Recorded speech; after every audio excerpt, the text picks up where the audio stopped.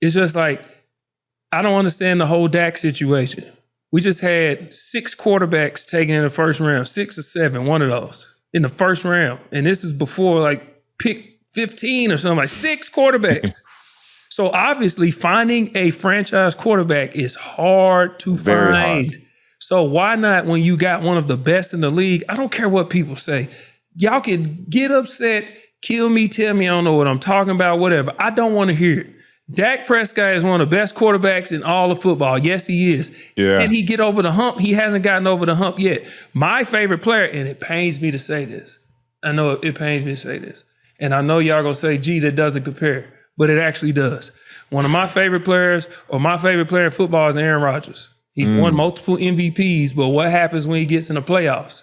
He haven't gotten over the hump but once. Yes, he did it once, but for first ballot, one of the greatest of all time quarterbacks to keep getting in the playoffs and not getting over the hump, he doesn't get the same criticism that Dak gets. But Dak consistently is one of the best quarterbacks in all of football every year.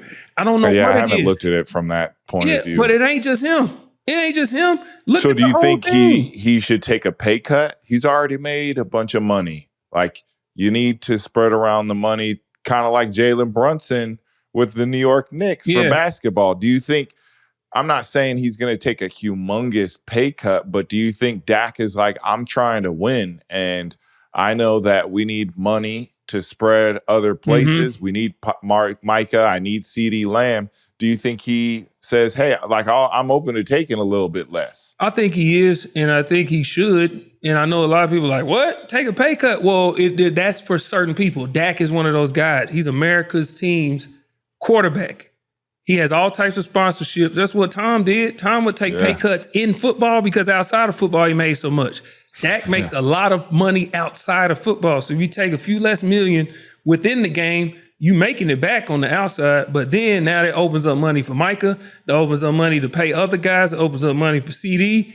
And you still get to be with your team. You get to be where you're comfortable. You get to be in your city. And you keep getting this opportunity to try and go after this ring. But whatever's happening in that building, we don't know. Me and you both have been inside of buildings. We don't know what's being said publicly is not always what's being said behind closed doors. And being a professional, you are a professional. I've been a professional. We don't say everything because we're advised by agents. And this is what the fans and people don't know. We get advised by agents. We get advised by the teams.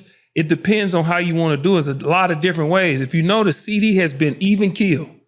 Yep. He may post a little emoji or something like that, or like Brandon Ayuk. Brandon Ayuk was saying, man, don't believe everything you saying. This is what it is. Either if these two teams, pick one.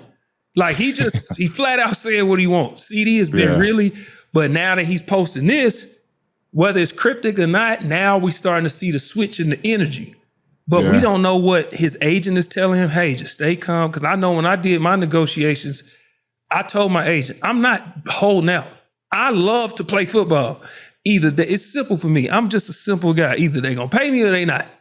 Yeah. Give me what I'm asking for. I'm going to show up to work. If you don't want to pay me, we'll cut the negotiations. I go to free agency. Somebody going to do it. I would love to be here. But if you don't want to do it, I'm not missing football. I'm just not. Yeah.